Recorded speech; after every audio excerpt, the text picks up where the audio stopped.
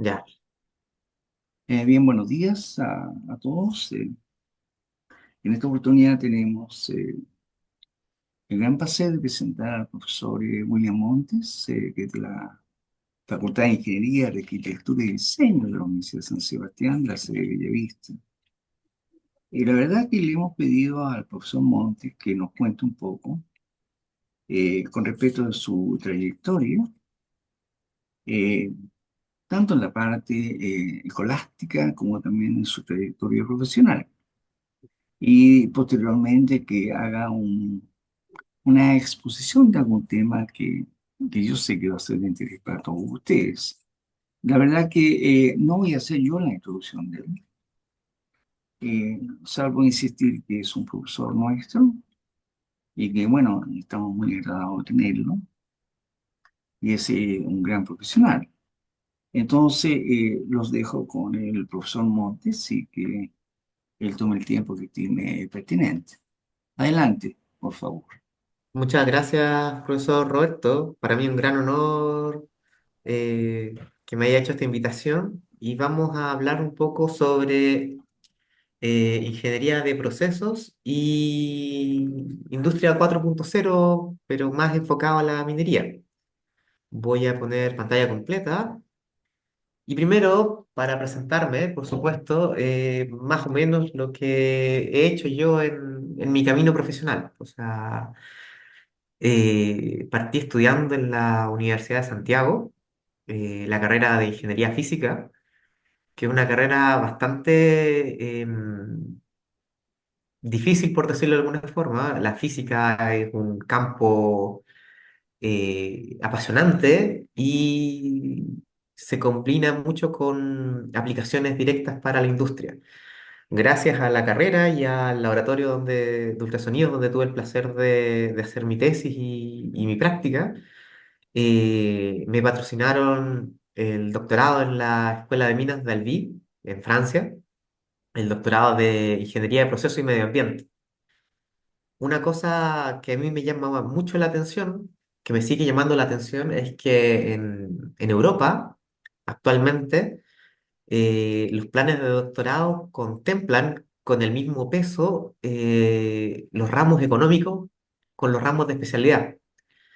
Y esto provoca que los doctorados de Europa, particularmente de Francia, no solo tengan como opción mantener la academia y seguir investigando en la universidad, sino que les da la opción de abrir sus horizontes hacia las empresas.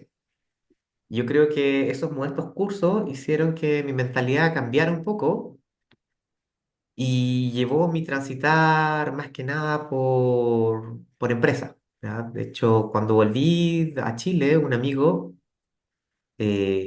Francisco Sepúlveda, el doctor también, me invitó a participar en dictar cursos en Sense, donde estuve trabajando un tiempo, dictando cursos de sensores y automatización.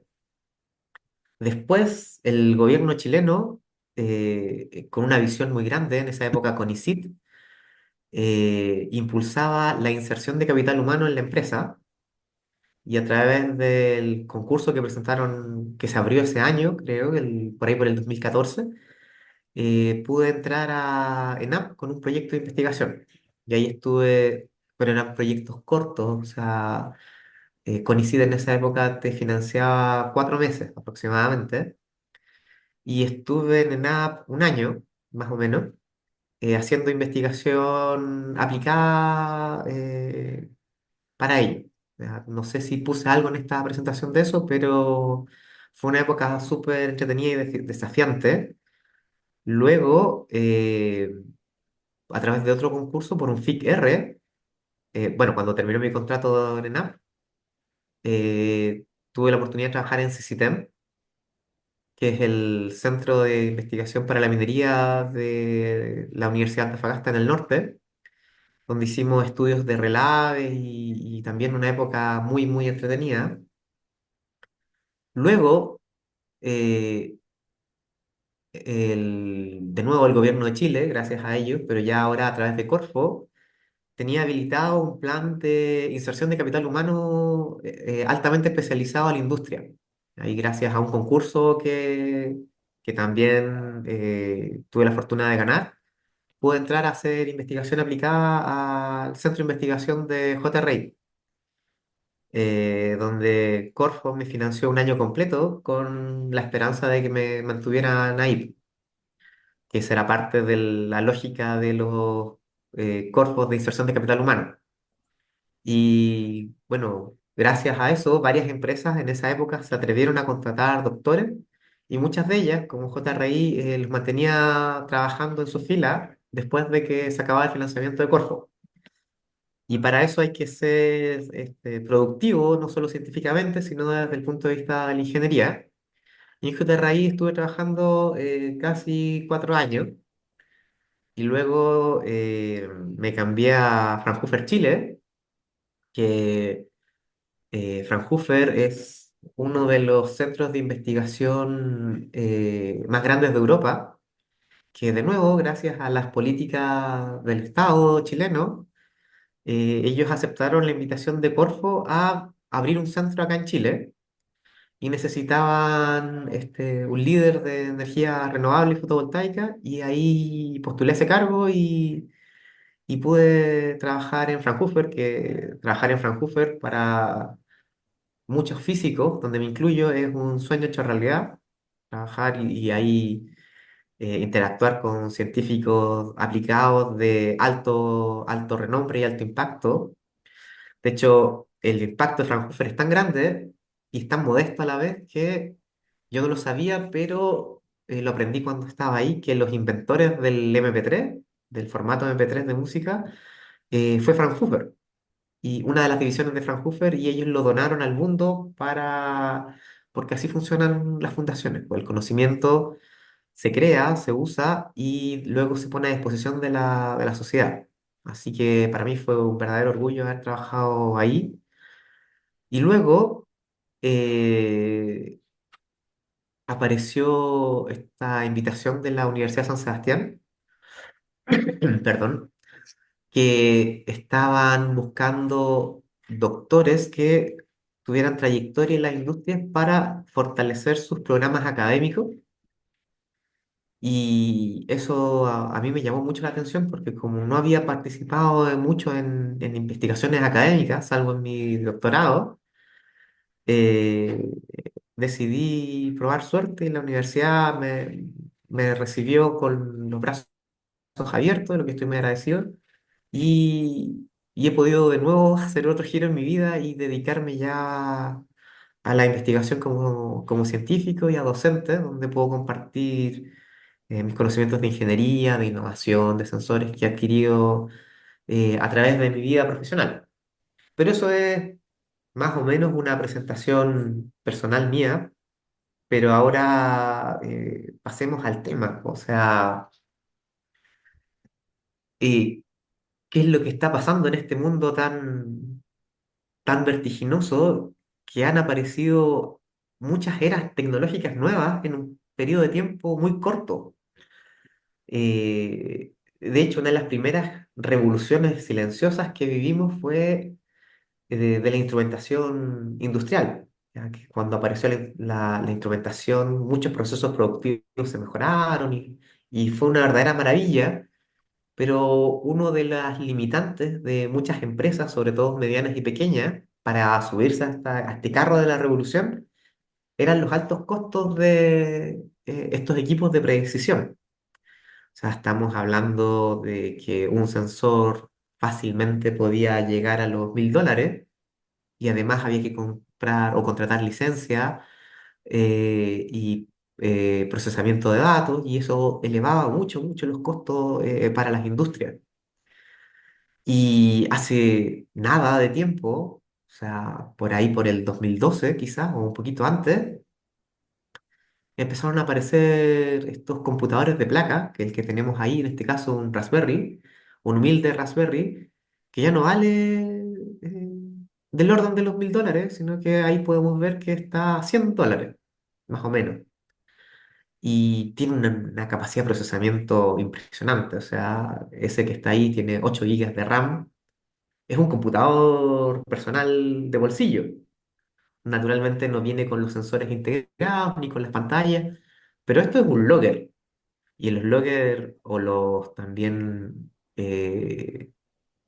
claro, todos los de almacenamiento y procesamiento de datos y de control automático, todos saben que son elementos muy costosos en la industria, pero ya estamos en una época que con $200 podemos tener un equipo decente de, no solo para la industria, sino que esto también se puede usar para investigación y al punto que incluso se han lanzado satélites con tecnología Arduino, que es incluso más económica que la Raspberry, y eso abrió la puerta a toda la cuarta revolución industrial, que es la de los datos. Si ya tengo una forma barata de generar datos y la mejora de la Internet, que yo me acuerdo que fue ayer cuando estábamos hablando de la revolución del 3G, por ahí por 2014, y ya estamos en la 5G, donde puedo mover un volumen de datos enorme, casi sin costo o con costo marginal muy bajo. Muchas empresas, sobre todo las grandes, se empezaron a llenar de datos sin saber o con la visión de que esos datos en un futuro se podían ocupar para algo y empezaron a juntar datos. Y hoy, bueno, hoy entre comillas ya, de hecho ahí vemos esta revista de Meet Your Group, que en 2012 ellos ya predecían que los datos eran el nuevo petróleo o el nuevo oro, como ustedes quieran decirlo, y con esta increíble envergadura de datos que vienen de los diferentes procesos productivos, entramos ya en la cuarta revolución industrial, que es la industria 4.0. O sea, ya tenemos un volumen gigantesco de datos. ¿Qué hacemos entonces para aprovechar toda esta información? Y ahí es donde aparece el ingeniero 4.0, el ingeniero que está ya dedicado al análisis, a la optimización de procesos a través de conocimiento experto y una base sólida de data. Y alrededor de esto han aparecido muchas, muchas cosas como el Big Data, que esto también es impresionante, que hasta el año pasado, sí, hasta el año pasado hablábamos que lo más importante de la data era el clouding, o sea, trabajar en la nube, un gran volumen de datos, y había y era la era del análisis masivo de datos. Hoy, con toda esta irrupción, perdón, de la inteligencia artificial, estamos ahora en una nueva era de datos, en la era donde conversamos con los datos, cosas que hasta hace 2 años, bueno, salvo para los que estaban involucrados con este tipo de proyectos, era algo impensado. O sea, tanto así que muchas empresas digitalizadas han generado una optimización de sus procesos de más del 400% solo por la incorporación de inteligencia artificial, donde ya no es tan relevante tener un experto en datos, pero sí una persona que sepa la orientación de lo que se le quiere requerir a los datos. Eh, y todo esto nos obliga a nosotros como ingenieros a estar en una constante actualización de cómo nosotros obtenemos mayor valor de esta información nueva y relevante. Y esto se puede hacer a través de, no sé, robótica, simulaciones, se puede proteger de una mejor forma a las empresas a través de ciberseguridad y se inventan procesos productivos que antes eran muy teóricos como los de supply chain y cosas de backlog que antes eran más o menos teóricas o que se aplicaban en grandes industrias como la de Bitcoin, pero ahora se pueden llevar incluso hasta bodegaje. Y todo eso gracias a, entre comillas, la democratización de la disponibilidad de datos, de la captura de datos a través de la baja de costo, y ahora a los nuevos ingenieros que están más especializados en este tipo de tecnología. Y eso nos obliga a todos permiso, a actualizarnos y nos invita a generar más valor y a un mundo industrial mucho más competitivo, donde antes se hablaba de que las empresas que no estaban digitalizadas probablemente iban a desaparecer para el 2030. Ahora todos esos procesos se aceleraron y puede que existan empresas grandes, multinacionales, que corran riesgo de su posición si es que no entran a este mundo de la digitalización. Y lo mismo para empresas medianas y pequeñas que estén iniciando. Y esto nos da nuevas perspectivas de qué es lo que puede hacer un ingeniero o qué es lo que la empresa necesita de los ingenieros. Y acá pongo dos ejemplos. Uno, el de Race 21 de Tech. Tech es un conglomerado minero que con su programa Race 21 estaba atrayendo ingenieros que se quisieran especializar en el análisis de datos para las operaciones mineras. Eso, como es del 2021, ya imaginarán que tiene su tiempo y quizás en un futuro podamos ver el impacto en el negocio de tech de la incorporación de estos nuevos profesionales 4.0 que la minería busca desesperadamente para mejorar aún su proceso productivo y apuntar hacia una minería más sostenible.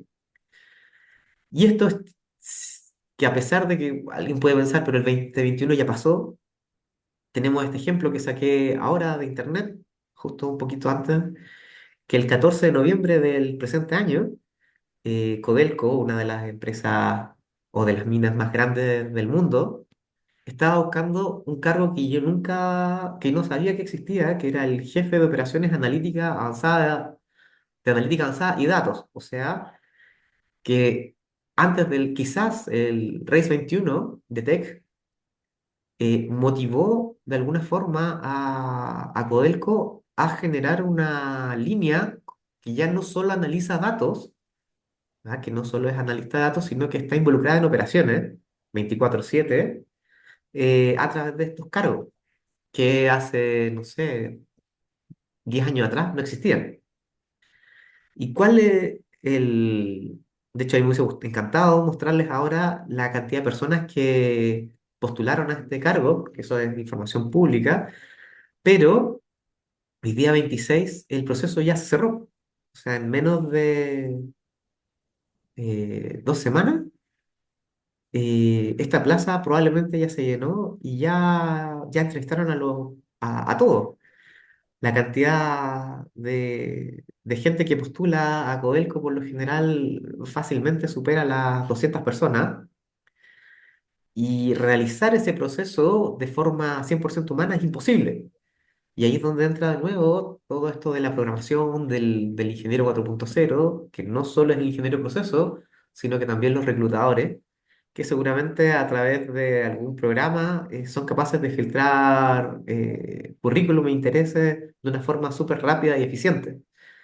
Entonces, esta es una nueva era a la que tenemos que sumarnos o podemos quedar atrás y bueno, también la Universidad San Sebastián está haciendo el esfuerzo por generar este perfil de 4.0, que esa es una de las razones por la que decidí sumarme a este proyecto. Pero como habíamos hablado antes, ya retomando un poco la idea de lo mucho que bajan los precios, ejemplos. Necesitamos ejemplos. Y entre esto una de las cosas o equipos electrónicos, mejor dicho, que a mí más me gustan son los osciloscopios, que básicamente lo que hacen es medir señales, ya, que pueden ser eléctricas o pulso físico transmutado, donde se puede obtener información relevante. Y estos pulsos pueden venir de sensores o de un fenómeno que ocurre en un periodo muy corto. Y antes, cuando yo estudiaba en la universidad, los osciloscopios eran impagables y que una universidad tenía dos o tres osciloscopios de alta precisión en toda una facultad, pero hoy tenemos este osciloscopio, el 6000E de esta empresa china que es Picoscope, que si ustedes se fijan, aquí no sé si puedo mostrar el mouse, ahí, puede obtener hasta 3 gigasamples, ¿ya? Pero en este caso yo solo seleccioné el de 1 gigasample. El gigasample quiere decir que está midiendo a 1 giga de información, y eso es mucha, mucha información, o sea, información que ocurre en un mundo muy, muy rápido. Y esto está bueno, ahí dice 1, 2, 3. Aquí falta una coma cuando lo copié, no sé por qué no se ve, pero está como a $1.400. O sea, $1.400, casi 1,5 millones de pesos. Y eso es muy económico para la potencia de este equipo y todas las cosas que te puede permitir observar. Y eso es gracias también a la aparición de transistores, de FPGA y de estas revoluciones silenciosas en la instrumentación que impulsan no solo a la ciencia, sino a la ingeniería misma. Ahora, naturalmente alguien me puede decir que, claro, pero yo no necesito medir con tanta precisión y tampoco voy a invertir, no sé, mucho dinero en un osciloscopio complejo, pero el mercado ahora nos ofrece cosas más simples. De hecho, aquí tenemos en esta otra un osciloscopio que una vez compré para un experimento, subió de precio, yo me acuerdo que lo compré a 80.000 pesos, pero aún así trabaja a 20 megahertz, entonces, que es mucho menos que los 300 que te ofrece este osciloscopio profesional, pero aún así es una locura de osciloscopio, es muy, muy potente, a un precio muy moderado, pero aún así. Ahora existen osciloscopios aún más económicos, como el último que tenemos acá, que vale 30.000 pesos chilenos, o sea, menos de $30, y es muy potente, o sea, podríamos hacer docencia con esto, e incluso medir, no sé, parámetros de un auto y cosas del mundo real por un costo muy, muy, muy bajo. Y eso nos abre de nuevo todo un mundo para la captura de datos e información para generar datos. Cosas que se pueden hacer con esto, como ya había hablado hace tiempo, o sea, en esta misma presentación,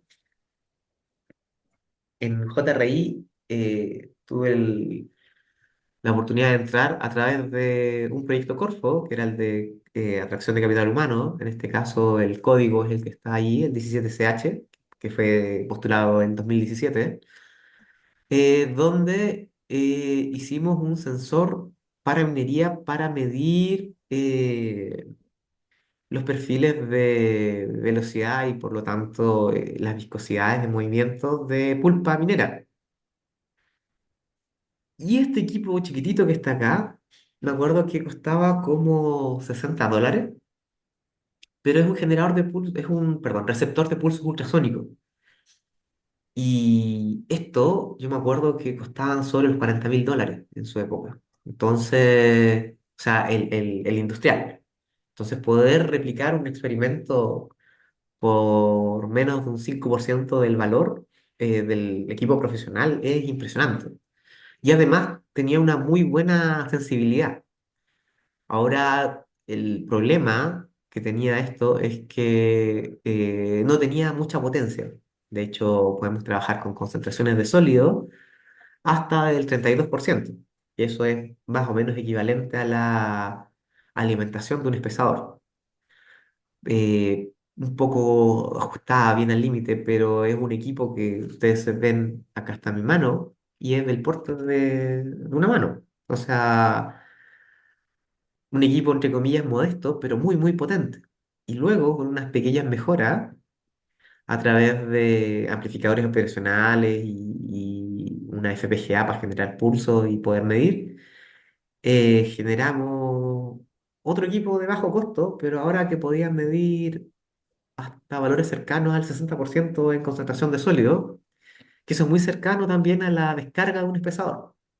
Un espesador es un equipo minero que ya vamos a escribir, pero a lo que apunto es que ahora la innovación cada vez está más a la mano y más cerca, eh, o que permite hacer más inversión en innovación debido a los nuevos costos que estamos teniendo. Y naturalmente todo esto hay que acompañarlo con análisis de datos. De nuevo, acá tenemos otro ejemplo con el equipo de Raspberry que mostré, con el que se podía monitorizar un relaveducto. Y esta fuente de poder que está acá, yo la hice en la universidad. Entonces, cosas que tampoco antes se podían generar, pero ahora, gracias a las mejoras de la electrónica, todo es posible. Y, perdón. Bueno, y también hicimos un experimento para medir cristales, hacer conteo de cristales, también en JRI, con un osciloscopio que está acá, perdón, con un osciloscopio, con un microscopio. Pero ya no necesitamos los TEM ni los SEM para medir cristales, porque este nuevo tipo de microscopios electrónicos digitales tienen una magnificación impresionante. O sea, yo ahí ustedes pueden ver que se ve la forma del cristal y a través de un programa en Python podemos incluso contar la cantidad de ellos y etiquetarlo. Y estos experimentos tradicionalmente se tenían que realizar en equipos gigantescos y de un alto costo. De hecho, el costo de un ensayo de este tipo con un SEM podría fácilmente superar las 10 UF, pero con 10 UF alcanzamos a comprar incluso este microscopio que está acá y podemos generar muchos más datos. Y todo esto gracias a la democratización eh, de esta tecnología que ha aparecido con los nuevos costos. Bueno, y ahora vamos a enfocar un poco la conversación analítica, que era lo que estábamos tratando de hablar. Y ya tenemos que tener en mente que ahora podemos capturar información y datos y nos vamos a enfocar en espesadores. ¿Ya? En este caso tenemos aquí una foto de un trabajo de Chow del 2014 donde el Fitwell, que es la parte que está acá arriba del espesador, ya, que ayuda a, a la separación sólido-líquido de este equipo para hacer la recuperación de agua, está fallando. Y podemos ver que esta agua, que está acá, este sobrenadante, no tiene nada de limpio ni de puro. Y esto es un cortocircuito conocido ahí en el mundo minero, o muy temido en el mundo minero, donde el espesador no está haciendo su trabajo. Antiguamente, todos estos pesadores se basaban con inspección visual y una experiencia muy valiosa de los operadores que trabajaban en este equipo y lo controlaban con información parcial. Y lo hacían muy bien porque la minería siempre ha sido uno de los motores de la economía chilena, pero gracias a la instrumentación, eh, ahora se pueden entender muchos de los procesos que estamos observando y nos pueden ayudar a determinar ciertas condiciones que podrían ser más favorables para la operación de estos equipos a través del análisis de datos. Eso es más o menos la teoría. Ahora vamos a ver cómo lo hacemos.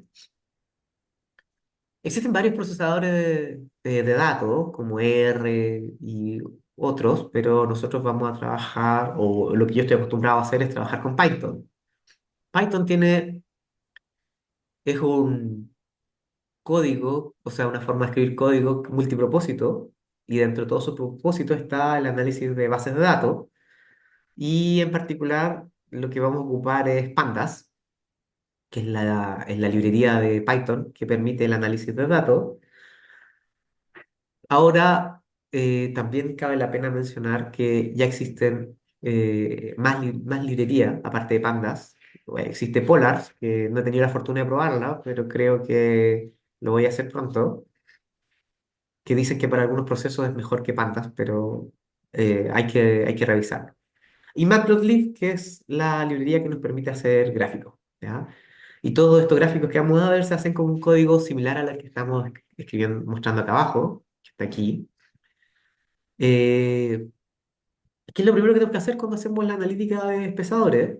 Bueno, primero tenemos que revisar nuestra base de datos eh, y para eso en una inspección visual, que es la que tenemos acá, nosotros podemos determinar, o sea, yo les cuento en realidad que todos estos blancos que están acá son datos que fallan, o sea, datos que no existen y que eso es normal que pase con los sensores, porque a pesar de que ahora podemos tener información, también existe la posibilidad de que estos por alguna razón como que no están bien alimentados en corriente o su vida útil acabó o están descalibrados, no necesariamente producen data confiable. Entonces, también dentro de nuestro trabajo del ingeniero 4.0 está determinar cómo está la base de datos y si se puede trabajar con ella. Así, bueno, a pesar de que esta base de datos que está acá tiene puntos blancos, como estos de acá, donde no se encuentra la data, yo les cuento que esta así es una de las mejores bases de datos que he visto porque, para procesos productivos, porque por lo general existen una mayor cantidad de fallas y columnas que hay que reparar. Pero incluso esta base de datos hay que repararle un poco para trabajar y la idea es siempre llegar a algo así. ¿Ya? Lo negro indica que existe dato. No sabemos si es que es de calidad, pero sabemos que existe. Entonces, una vez que filtramos los datos, tenemos que obtener una imagen similar a esta y después de eso ya, ahora sí podemos entrar a observar. ¿Ya? Dentro de las variables más relevantes de los espesadores, y esto lo saben los mineros, es la concentración de sólido, o CP, a lo largo del tiempo, que esto indica, es un más o menos indicador del rendimiento del pesado.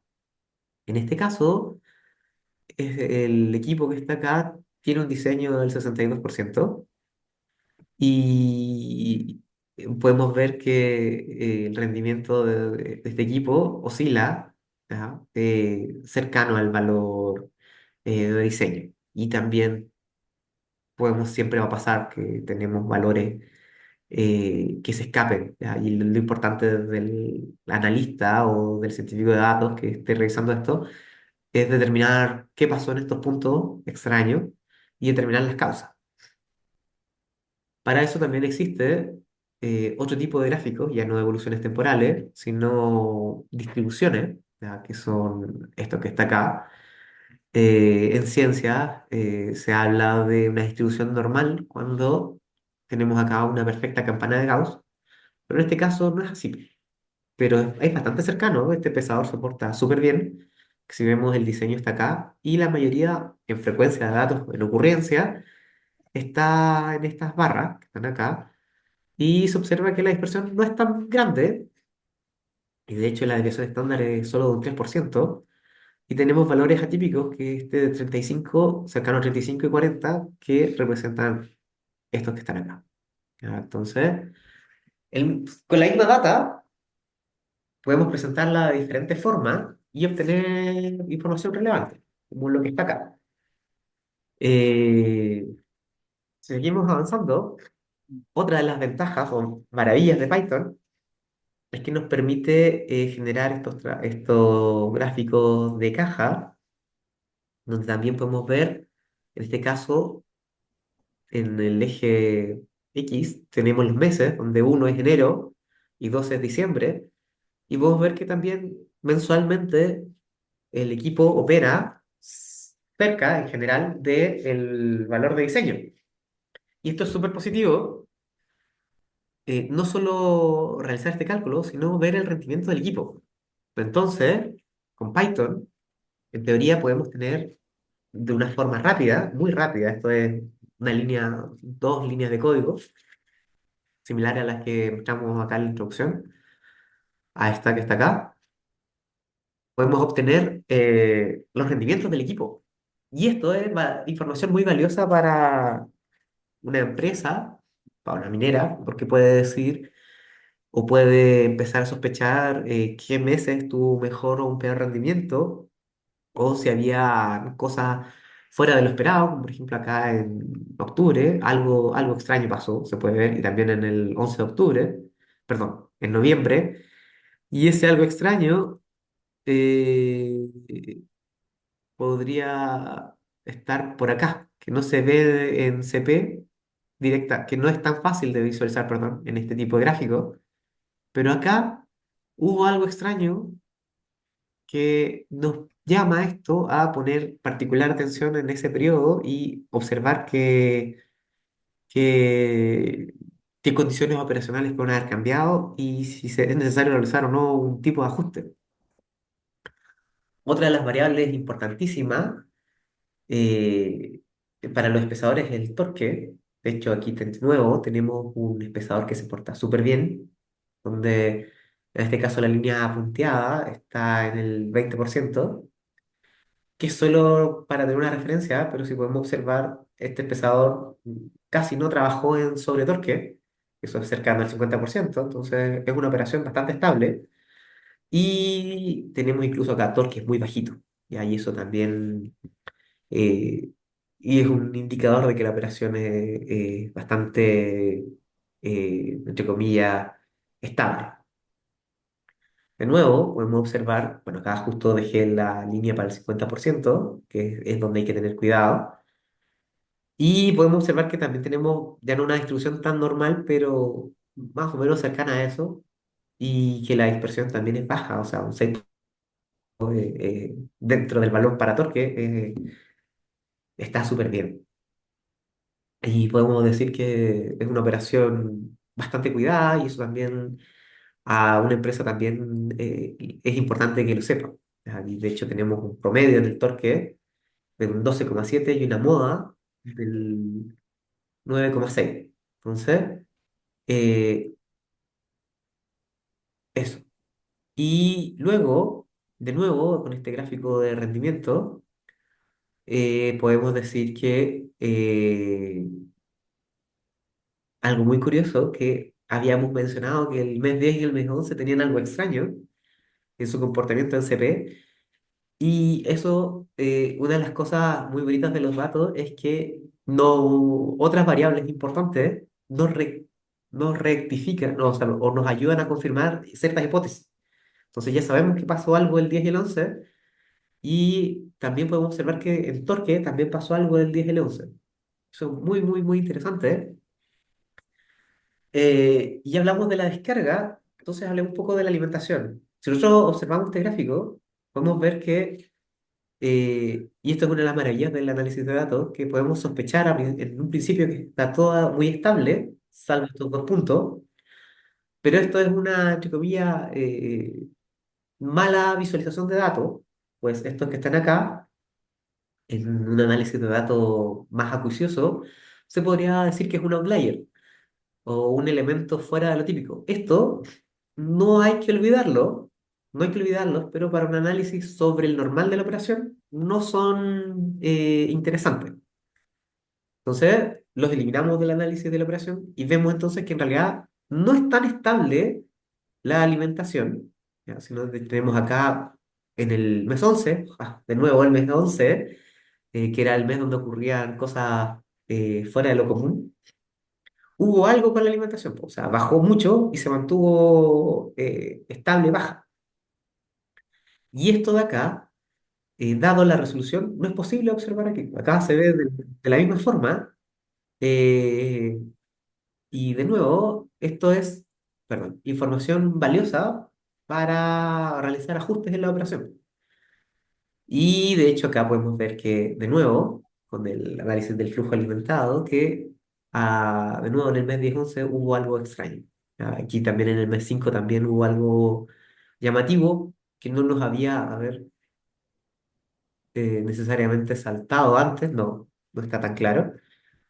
Pero acá ya podemos empezar a tener alguna hipótesis de lo que está ocurriendo como proceso productivo. También una de las cosas interesantes de la utilización de Python es que no solo eh, podemos trabajar con la información que nos entrega la base de datos, sino que también nosotros podemos generar data nueva y data valiosa, como por ejemplo, bueno, los amigos mineros, una de las cosas que se les enseña acá en la universidad es a calcular las áreas unitarias y a lo que implican las áreas unitarias. En este caso, no puse el área unitaria de diseño aquí a propósito, pero al ojo debería estar por acá. Y de nuevo, efectivamente tenemos fallas acá y acá, que son los meses que resaltaban en nuestro análisis anterior, eh, que afectan el rendimiento global de la operación. Y bueno, y para los curiosos, ahí los cálculos de la unitaria se podría nacer así. Dentro de, ya casi terminando, de las grandes gracias de Python, que no solo hace análisis univariado, sino que puede hacer parejas de análisis, y a través de un comando corto puede determinar gráficos, o sea, perdón, correlaciones, como las que tenemos acá, y eso nos permite hacer análisis bivariado. O por ejemplo, el que tenemos acá del yield stress versus el torque. Si yo analizo este gráfico, puedo decir que efectivamente hay una tendencia fuerte acá, que es algo que se obtiene del gráfico anterior, pero no está tan claro el análisis. De hecho, sabemos que hay cosas acá y no sabemos cuál es la repitencia de algunos datos. Y eso lo podemos ir modificando, cambiando el tipo de gráfico, como por ejemplo este, que ya me entrega información de que estos datos de acá no fue frecuente, entonces puede ser un outlier. Y podemos hacer este gráfico se llama joint plot, que a mí me fascina. Ustedes se fijan, acá tengo la distribución de los datos. Y como habíamos dicho que en el torque no era tan normal, sino que era más como pescado, pero que tenemos aquí, recuperamos el mismo gráfico que hicimos arriba. eh, y además podemos ver la frecuencia de los datos acá. Y sabemos entonces que la normal de la operación de este pesador ocurre acá con un torque entre los 5 y los 15 que es consistente con los valores que habíamos encontrado antes de moda y promedio. Y además podemos ahora cruzarlo con un yield stress específico para la operación. ¿Ya? Entonces, probablemente estos de acá son los momentos de dificultad operacional, pero si se fijan, no se repiten mucho y por lo tanto la operación es bastante estable. Lo mismo podemos hacer para el yield stress contra el torque y haciendo el mismo gráfico podemos observar que tenemos acá otro outlier y al eliminarlo recuperamos esta información. Y esto de acá, esta presentación, voy a cerrar ahora. Les voy a mostrar que se puede hacer de una forma muy rápido, porque esto de acá, claro, es el análisis de datos. Si se fijan, es el mismo gráfico.